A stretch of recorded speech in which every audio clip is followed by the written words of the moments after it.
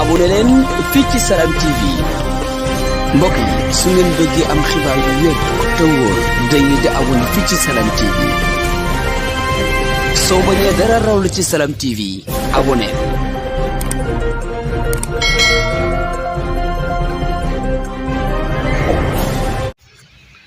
asalaamaaleykum mbokk yi seetaan Salam TV ñu ngi leen di nuyu ñu ngi fii ci Jogopal ñu gën ko xam ci Sanar Pël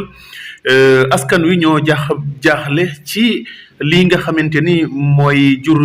insécurité ci gox bi mooy tibbum suuf bu métti bi nga xamante ni ñu ngi ko fi def waaye itam dégradation ci wàllu environnement bi ndaw ñi di ko xeex boobu ba léegi mbir mi nag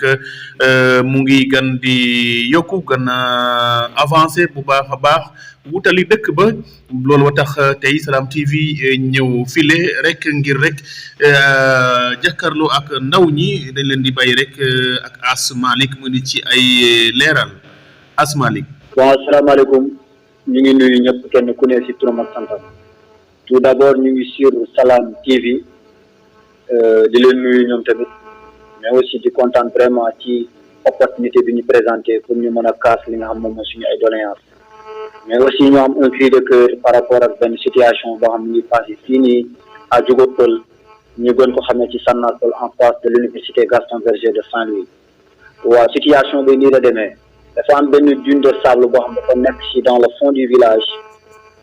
depuis un bon temps ñu seet ni vraiment ñu ngi tibb dune de sable bi li tax ñu bañ ko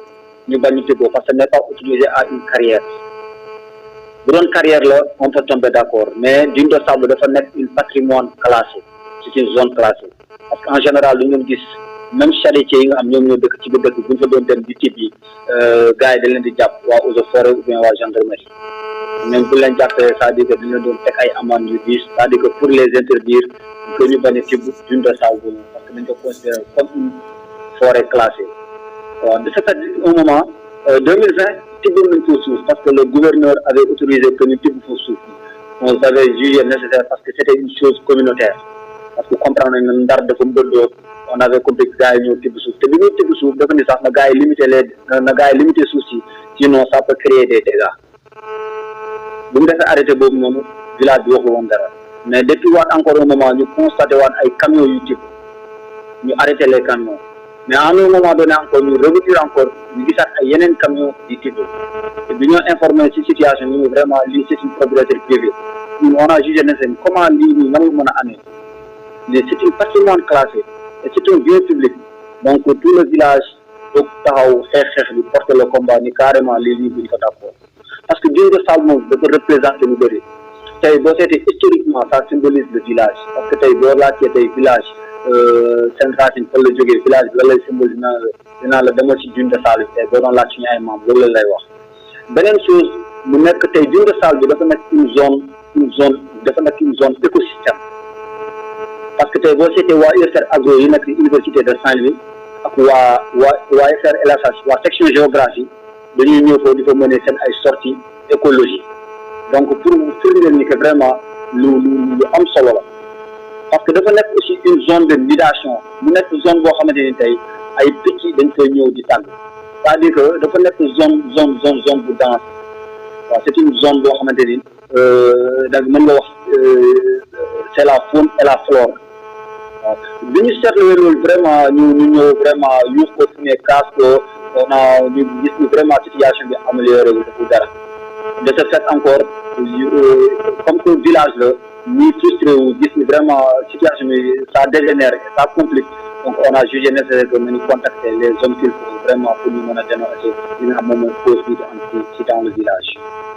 donc on dit niet et nous appelons vraiment à ces associations environnementalistes nous appelons évidemment à l'homme li nga xam moom mooy le président de la République mu jàpp ci combat bi nii mu xam ne ni vraiment on dénonce avec une dernière énergie li nga xam ne moom moo passé à Jogopal ñun am nañu ci tey am nañu ci suba le gars nag a bien dit que moom il a acheté un terrain ñun bañuñu dafa jënd terrain mais lii c'est-à-dire que dafa nekk un bien public mu nekk une zone sensible boo xam ne tey bu ñu wàccee montagne boobu tey dex bi dina avancer dina remonter dina indiwaat yeneen dëkk donc imagine-toi tey loolu qu'est-ce que ça peut causer à tort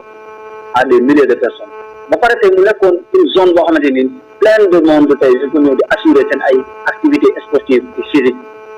parce que dafa nekkoon une montagne boo xam ne gars dañu ko doon des milliers d'étudiants et des milliers yoo xam ne résidents dans le village dañu ko doon dem dafa assurer seen ay activités principales sportives te mëntuñ ko sax pratiquer ndax tey gars dañuy extraire sable bi d'une manière injuste d'une manière illicite vraiment donc nous appelons à tous ces autorités lépp képp koo xam yaa ngi ci biir aussi on a fait des démarches on est parti jusqu'à dem nañ ba ci eaux de forêt ñu tuer cet scandale ñu ne carrément li am à Diogo c'est anormal jàppale leen ci combat bi mais combat bi ñu ngi bëgg sentir que ñu ngi siy wéet vraiment ñu ngi woo ñëpp képp koo xam mën na ci jàpp surtout les associations environnementales ñu képp koo xam yaa ngi aar alam képp koo xam ne vraiment dëgg moo la tax a jóg vraiment ñu ngi lay woo ci combat bi nga ñëw jàpp si